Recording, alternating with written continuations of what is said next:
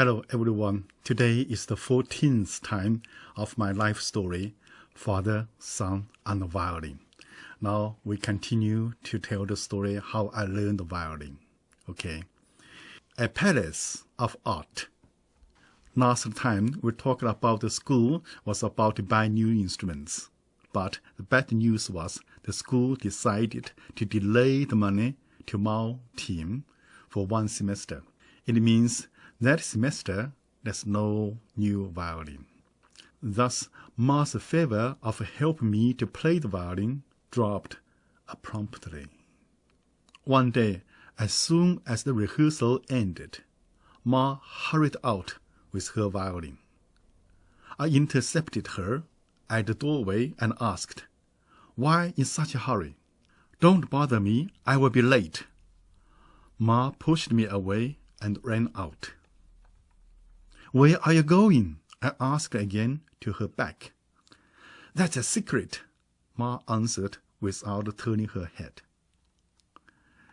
It was that secret which aroused my curiosity.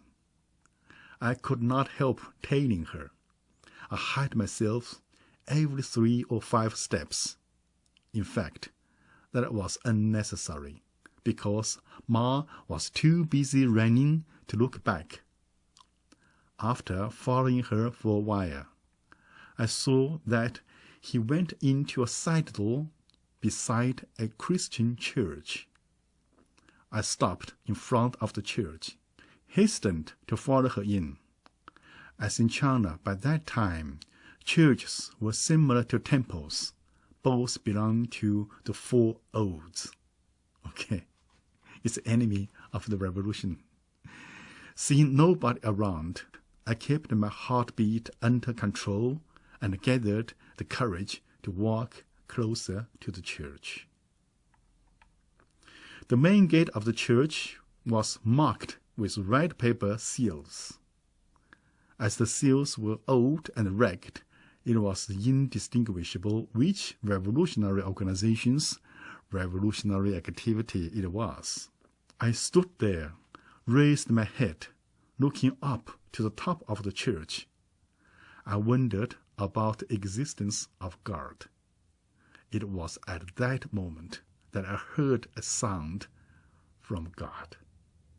That sound, so soft, so harmonious, so beautiful, so elegant, so touching and moving that I had never heard the like in my entire little life. My ears led my feet to the side door. Beside the church, I walked through the door, following the sound. I found there, behind the church, was an old 1-story house. The sound of 2 violins came out from the house. I squatted down by the window, joyfully devouring the music. After a while, I felt time had stopped. My soul separated from my body and drifted freely into the endless universe. Without knowing how long the music had stopped, I heard a conversation between Ma and a man. That gentle conversation and sincere mirth were also a novelty to me. When I heard Ma say goodbye in English, immediately I ran away. I tailed Ma to the church quite a few times later. I discovered besides Ma, there were other 2 with violins who went into the side door beside the church. It was like I was addicted, often waiting somewhere close to the church for people to go into the side door. Then I would enjoy myself quite a while under the window outside. One day I must have caught cold, and I could not help sneezing. The window opened. A kind smile of a middle-aged man stopped me from running away. "If you like to listen, you may come in. Though the room is a bit small, it's terribly cold out there," the man said to me. His name is Li Zhentao, and he used to be a priest before the Cultural Revolution. He was a teacher of almost all young violin players in my city during that period of time. He certainly became the first of my violin teachers. The teenage man having a lesson was called Wang Shiyi, a son of a former professor at Hunan Medical College, now and before Yale University. By that time, just like all other professors, his father was not teaching in classrooms, but working at the hospital, sweeping floors and cleaning toilets. Wang Shiyi later became one of my best violin pals. That day, after Wang's lesson, Teacher Li opened his treasure, a manual gramophone. Teacher Li put a record on the gramophone. A wonderful violin music came out. That was the first time in my life I heard Chrysler's magic performance, the beautiful Rosemary.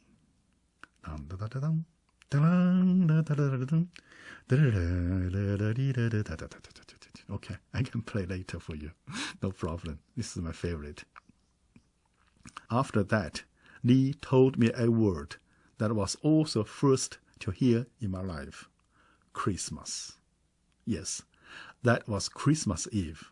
Li played Silent Night with his violin and followed it with a piano tune, A Maiden's Prayer. That whole scene was far away from reality.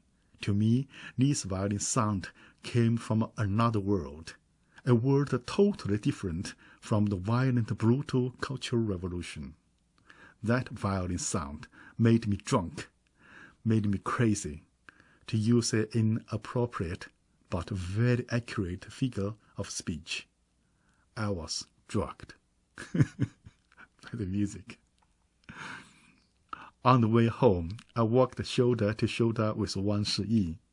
It was not exactly shoulder to shoulder, as Wang was 1 head taller than me. Wang told me that because Teacher Li was very kind and never offended anyone, nobody gave him a hard time. Though the church was sealed, it needed someone to take care of it. That's why nobody fussed about Teacher Li going in from the back door to do some cleaning from time to time. After Wang became aware of my desire to learn the violin, but having no instrument, he told me he knew someone named Zhou who had the knowledge of making violins. It's wonderful. Once I watched your school's performance, Wang suddenly changed subjects. The girl who dances the role as the white-haired woman looks, not really that pretty. I think she's pretty, love. Her name is Lu Xiaobin, a very good friend of mine, I said proudly. Good on you, Wang laughed, dry and jealously. You know what? Master Zhou is also a very good friend of mine. Okay, you introduced me to Master Zhou, I introduced you to Lu. How is that? I raised my head, looking at him jokingly. He immediately stretched out his little finger. When 2 little fingers bonded, a dirty business deal was made. 3. The first violin of mine. In accordance with the deal, I invited Wang to watch our rehearsal at school. How dare you to chase me up here? Ma was very surprised to see Wang there. No, Xiaomao, you misunderstand me. I'm not here for you today. It is your teammate Qin who dragged me here to see his rehearsal. Wang quickly explained. Wang and Ma both took violin lessons from Teacher Li, so naturally they knew each other well. But by the way Wang used Ma's nickname Xiao Mao could mean that their relationship was closer than normal, or at least Wang wanted it to be. Whatever, that wasn't important to me, but I did learn Ma's nickname Xiao Mao. and that was important to me. After then, whenever something unpleasant happened between us, I would threaten to call her Xiao Mao in public. That often resulted in a favorable compromise. On that day, one's pair of eyes were as busy circling as Lu's pair of legs. When the rehearsal finally ended, as usual, Lu came to ask me to look after her school bag when she changed her clothes. I caught the chance to introduce one to her.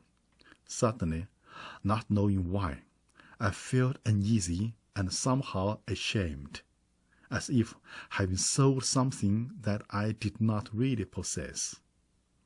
Or I traded something that I did not possess with someone for something that I wish to possess. I guess when people are young and naive, they all would do anything, even something stupid, to get what they desperately want. My name is Wang. I have been a faithful fan of yours, your dance, for a long time, Wang bowed to Lu as he introduced himself. At the same time, he quickly swallowed his slubbers caused by a loss of control. Lu raised her head to take a look at Wang. Then he dragged me to a corner and bit my ear. So tall, would the ration fabric ticket be enough for him? After the statement of her first impression, Lu nodded her head, greeting Wang, and went off to change her clothes, laughing. What did she say to you? Anything about me? Wang asked anxiously. Nothing important. I tried to get away. Tell me quickly, otherwise, Wang threatened. I knew what his otherwise was. Otherwise, he would not introduce me to Master Zhou. It was not that I was not good at making stories. It was just that I was not used to replacing tools with stories, or perhaps not willing to do so. Therefore, I told Wang the truth, the absolute truth, whole truth, nothing else. She said, you were so tall, how could the rationed fabric ticket be enough for you?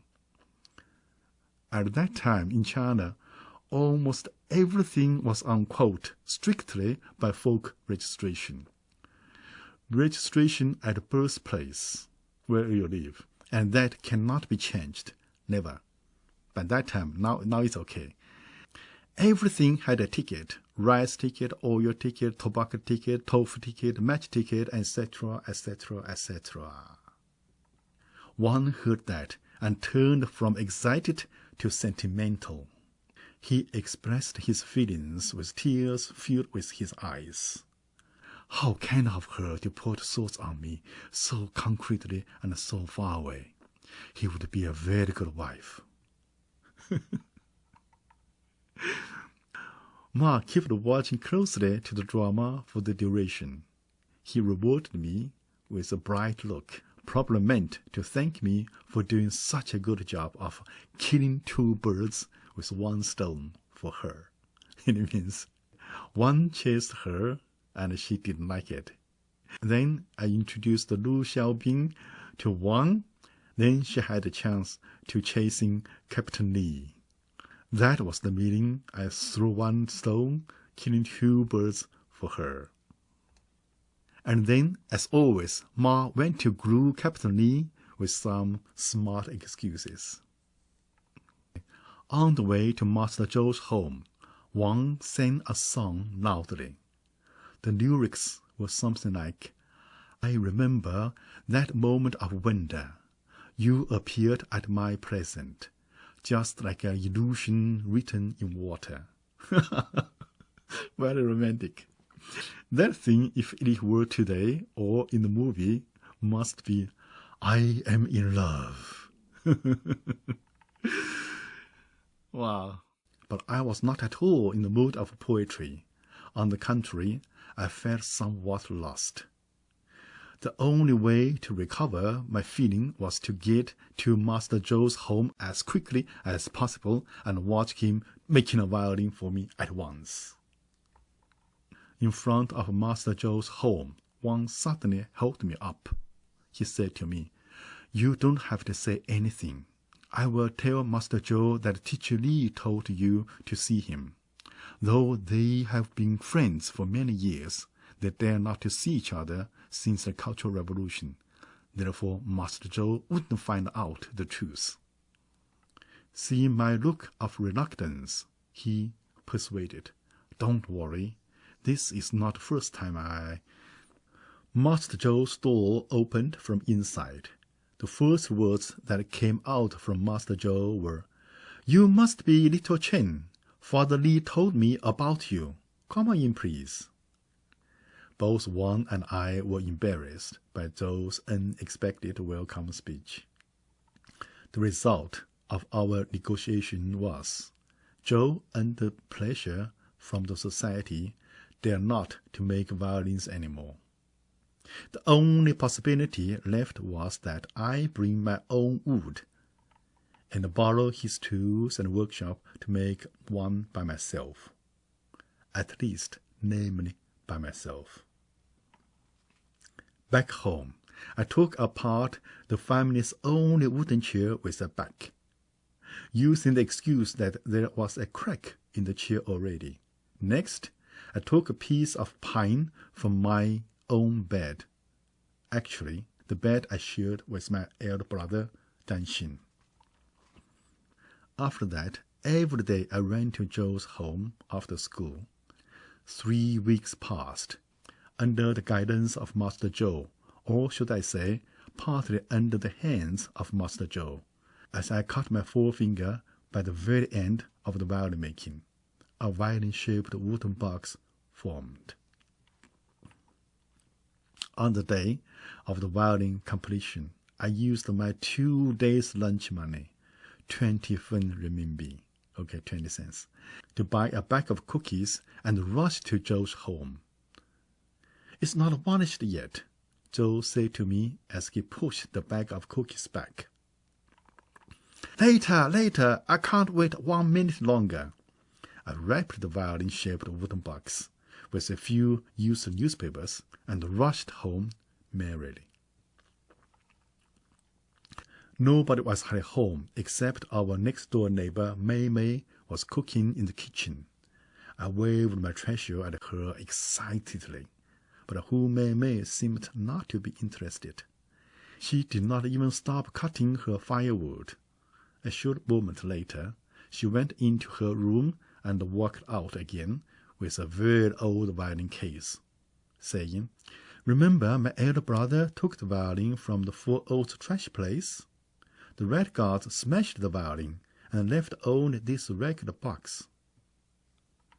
I was so pleased to see the case.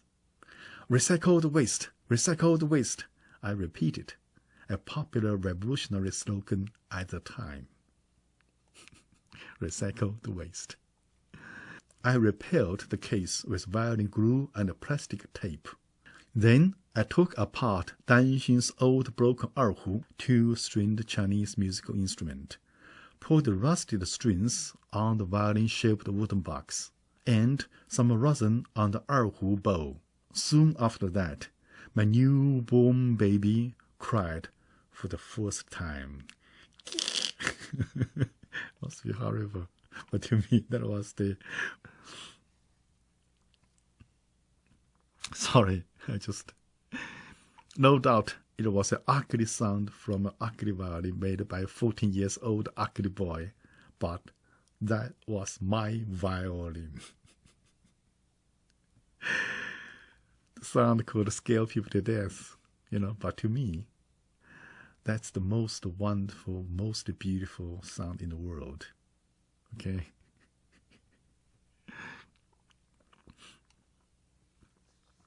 Just like that, I took my first step forward my life career. Okay? Just like that, I took my first step forward my life career. To be continued. Thank you for today. Bye-bye.